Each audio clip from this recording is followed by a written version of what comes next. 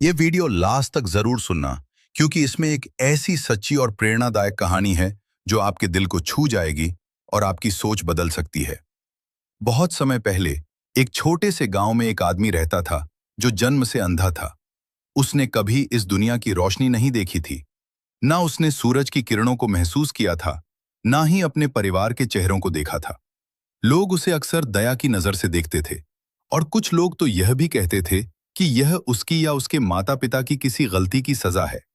लेकिन उस आदमी के दिल में एक उम्मीद थी, एक उम्मीद कि शायद एक दिन उसकी जिंदगी बदल जाएगी। एक दिन उस गांव से होकर यीशु मसीह गुजर रहे थे। उनके साथ उनके शिष्य भी थे। जब उन्होंने उस अंधे आदमी को देखा तो उनके शिष्यों ने उनसे पूछा, गुरुजी, यह आदमी जन्म से अंधा क्यों है? क्या यह उसकी गलती है या उसके माता पिता की? यीशु ने बहुत ही शांत स्वर में जवाब दिया, न यह उसकी गलती है, न उसके माता पिता की, बल्कि यह इसलिए है ताकि परमेश्वर की महिमा इसमें प्रकट हो सके। फिर यीशु उस अंधे आदमी के पास गए। उन्होंने जमीन पर थूका और मिट्टी में मिलाकर एक लेप बनाया।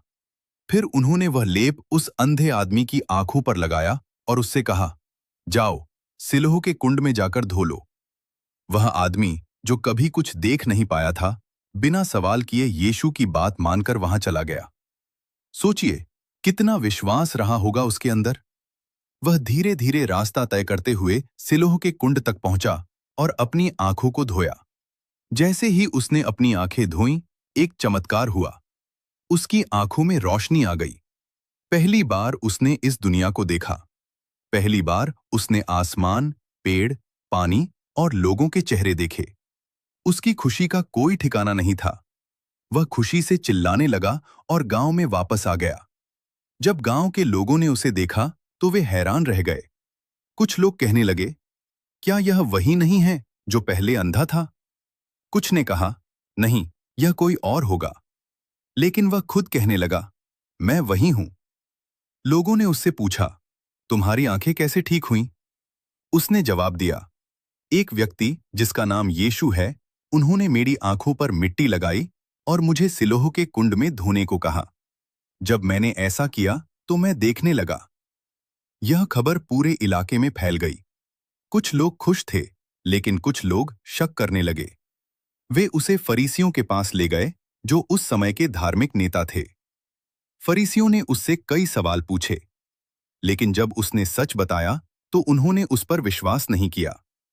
उन्होंने उसके माता पिता को बुलाया और उनसे पूछा, क्या यह आपका बेटा है? क्या यह जन्म से अंधा था? उसके माता पिता ने कहा, हाँ, यह हमारा बेटा है और यह जन्म से अंधा था। लेकिन अब यह कैसे देख रहा है, हमें नहीं पता। आप इससे ही पूछिए, यह बड़ा हो गया है। फिर उन्होंने उस आदमी से दोबारा पूछा, लेकिन इस बार वह आदमी डरने के बजाय और भी हिम्मत से बोला, मैं इतना जानता हूं कि मैं अंधा था, लेकिन अब मैं देख सकता हूं। उसकी यह बात बहुत गहरी थी। यह सिर्फ आंखों की रोशनी की बात नहीं थी, बल्कि विश्वास की रोशनी की बात थी।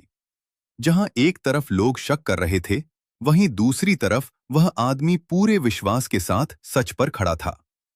आखिरकार फरीसियों ने उसे बाहर निकाल दिया। लेकिन जब यीशु को यह पता चला, तो वे उसे ढूंढते हुए उसके पास आए और उससे पूछा, क्या तुम परमेश्वर के पुत्र पर विश्वास करते हो? उसने कहा, प्रभु, वह कौन है ताकि मैं उस पर विश्वास कर सकूं?